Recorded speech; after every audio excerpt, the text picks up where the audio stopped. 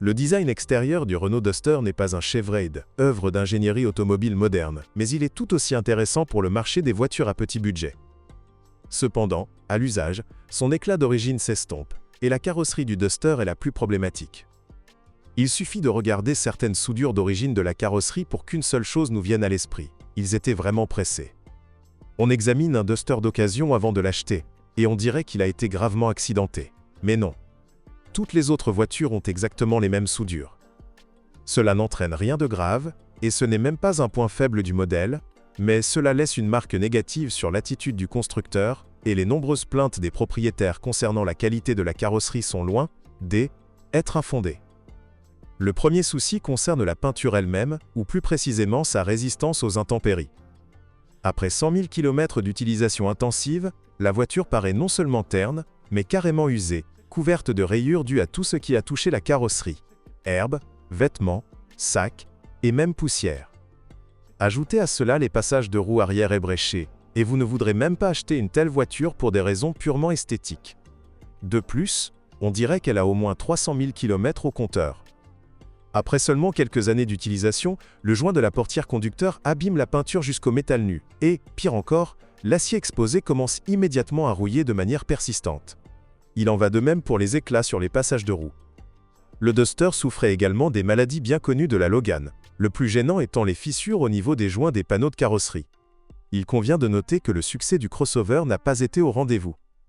Nombre d'habitants d'Arkarov qui écoutent la radio d'achat perçoivent le Duster comme un véritable SUV, capable d'affronter toutes les conditions tout-terrain, des obstacles géométriques au guet. De ce fait, la carrosserie ne résiste pas aux torsions diagonales et s'affaiblit aux endroits les plus vulnérables. Parmi toute la gamme de motorisation, le F4R 2 litres, 135 chevaux, était, comme on pouvait s'y attendre, le plus recherché du marché, car les autres, il faut bien l'avouer, sont un peu lourds pour tracter une grange de près d'1,5 tonne. Le confort et la sécurité ont un léger prix. Ce moteur présente un peu plus de faiblesse que les autres. Les problèmes les plus courants sur la F6R sont la défaillance de la bobine d'allumage, les fuites du joint du carter d'huile et celle de la soupape du régulateur de phase. Ces problèmes sont gérables. Leur remplacement ne coûte pas plus cher qu'une simple vidange. Vers 100 000 km, l'embrayage de distribution commence à vibrer, signe d'une panne imminente et d'un remplacement de l'engrenage. Il ne faut surtout pas s'inquiéter de la durée de vie du groupe piston. Le Duster 2 litres parcourt les 300 000 km annoncés par le constructeur sans le moindre problème. Le moteur K4M, 1.6, 102 chevaux, testé par des chauffeurs de taxi chez Logan, ne présente aucune qualité de traction, mais il causera beaucoup moins de problèmes. Deux défauts systématiques sont à noter. Les bobines d'allumage continuent de tomber en panne lentement, et le support gauche, surchargé, s'affaisse prématurément. Ces deux défauts se manifestent par des vibrations perceptibles, et seul le premier déclenche le voyant « Check Engine ». Le restylage de 2015 a remplacé la K4M par le Nissan H4M HR, un CDE, 117 chevaux, plus avancé sur le plan technologique, équipé de régulateurs biphasés et d'une chaîne. Le constructeur a choisi de ne pas s'attaquer au problème de support, qui est déjà satisfaisant. Parmi les autres points faibles, on peut citer un joint de collecteur D, échappement fragile et une courroie d'accessoires sifflante dès les premiers kilomètres. Le célèbre moteur diesel français K9K de 1,5 litres est un invité rare sous le capot du Renault Duster. Il ne présente aucun des problèmes associés au moteur mentionné précédemment et n'a développé aucun problème particulier. En faisant le plein dans des stations-service fiables et en changeant régulièrement les consommables, vous n'aurez pas à vous soucier des réparations pendant longtemps. Les boîtes de vitesse du Renault Duster sont excellentes. Aucun problème. Même si certains propriétaires de boîtes manuelles n'utilisent la première vitesse que comme rapport inférieur et démarrent généralement en deuxième. L'embrayage parcourt 150 000 km sans le moindre accroc, comme s'il avait été conçu pour ça. L'ancienne transmission automatique à 4 rapports ne présente aucun problème. Cependant, si vous ne vidangez pas l'huile régulièrement, vous pourriez ressentir des à-coups notables au passage des vitesses après 100 000 à 150 000 km. Ces à-coups sont dus au blocage des électrovannes, obstrués par des débris d'usure.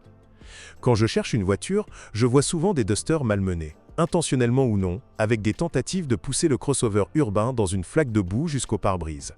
Il y a de la boue sur le sous-châssis, dans les longerons et dans l'habitacle. Savez-vous seulement qu'il s'agit d'une traction avant et que l'embrayage électromagnétique est juste là pour vous sécuriser? J'essaye d'obtenir une réponse logique du vendeur. Non. La plupart des propriétaires de Duster sont convaincus d'avoir une Jeep, et une Jeep devrait pouvoir aller partout. Et cette idée fausse a entraîné plus de plaintes concernant la transmission qu'il n'aurait dû. Certes, les joints de la boîte de transfert étaient défectueux. Certes, le micrologiciel du calculateur de la transmission intégrale a été remplacé sous garantie, mais les joints universels qui cognent et vibrent, ainsi que les disques d'embrayage brûlés, sont la faute de propriétaires ignorants, parfois même complètement débiles. La fiabilité du châssis du Duster dépend directement du type de transmission choisi. Avec une traction avant, les problèmes sont légèrement moins fréquents, l'arrière étant équipé d'une poutre de torsion extrêmement simple, montée sur 2 gros cylinder blocks. Malgré tout, certains éléments peuvent casser. Par exemple, les amortisseurs et les ressorts N n'étaient pas à la hauteur d'une charge de 1,5 tonnes. Les premiers se cassent et fuient facilement, tandis que les seconds s'affaissent. Les composants arrière sont particulièrement sujets aux pannes, oscillant dès les premières dizaines de milliers de kilomètres. Les roulements de roues durent un peu plus longtemps, environ 60 000 km. Tous les autres composants de la suspension sont à peine plus résistants, même si vous possédez un Renault Duster à transmission intégrale et suspension arrière multibras. Après 100 000 km, les bagues de suspension sont visiblement usées et la voiture commence à flotter en ligne droite, avec une mauvaise réponse de la direction. Pour les amateurs de tout-terrain dynamique, ces problèmes surviennent encore plus tôt. Les bagues en caoutchouc sont simplement poussées hors de leur support par les bras de suspension. Et ces exemples sont monnaie courante sur le marché des voitures d'occasion. D'ailleurs, selon notre expérience, près d'un tiers des Dusters que nous avons inspectés présentent des traces de foin dans le coffre. Le système de direction du Duster est un sujet de discussion constant. En trouver un qui ne fuit pas ou ne s'embue pas est pratiquement impossible, et cela ne sert à rien. Plus rarement, la crémaillère et les tuyaux de raccordement fuient. Le plus important est de surveiller le niveau de liquide. S'il ne baisse pas, vous pouvez ignorer tout ce qui précède jusqu'à ce que le liquide commence à fuir. Il est impératif de remplacer les rotules de direction et les embouts de biellettes de direction sans tarder. Leur durée de vie est d'environ 100 000 km. Leur défaillance se manifeste par un jeu perceptible et des cognements au volant. L'intérieur du Duster est impeccable. Tout comme la carrosserie, les matériaux haut de gamme nuisent rapidement à son esthétique. Le plastique se raye rapidement, la sellerie se tache d'eau, et le faux chrome S écaille sur les bouches d'aération. Mais tout fonctionne parfaitement, sans le moindre accroc. Au fil du temps, un climatiseur peut perdre considérablement en efficacité. Le problème vient généralement de l'extérieur, notamment du condenseur qui, bombardé de pierres et d'insectes, perd ses plaques de connexion.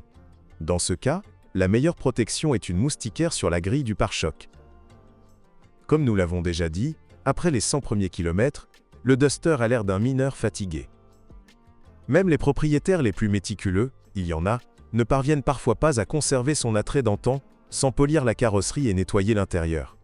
Cependant, en y regardant de plus près, et en envisageant l'achat avec discernement, on constate que tous ces problèmes peuvent être résolus à moindre coût. En principe, des réparations esthétiques sont toujours nécessaires, le plus souvent pour corriger des problèmes mineurs de suspension et des fuites d'huile sur le moteur 2 litres.